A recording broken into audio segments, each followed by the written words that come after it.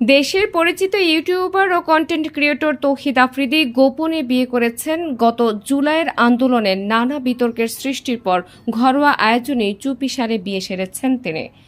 তৌহিদ আফ্রিদির স্ত্রীর নাম রাইসা। একটি বেসরকারি বিশ্ববিদ্যালয় থেকে স্নাতক শেষ করেছেন তিনি। দুজনের মাঝে আগে থেকেই প্রেমের সম্পর্ক ছিল। চুপিসারে বিয়ে করলেও মঙ্গলবার রাত থেকে ফেসবুকে ছড়িয়ে পড়ে তৌহিদ আফ্রিদির বিয়ের বেশ কয়েকটি ছবি। বিষয়টি নিয়ে বুধবার সকাল থেকেই তৌহিদ আফ্রিদির সঙ্গে একাধিকবার যোগাযোগের চেষ্টা করা হলেও কোনো ফোন কল বা মেসেজের রিপ্লাই দেননি তিনি।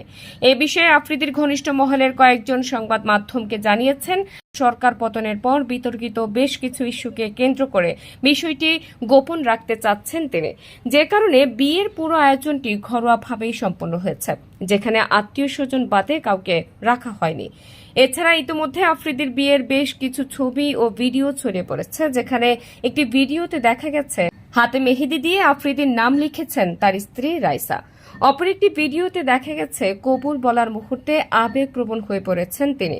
এছাড়াও পারিবারিক আয়োজনে বিয়েতে আফ্রিদির রাইসাকে একাধিক ফ্রেমে দেখা মিলেছে, যেখানে শুধু দুজনের পরিবারের সদস্যরাই উপস্থিত ছিলেন।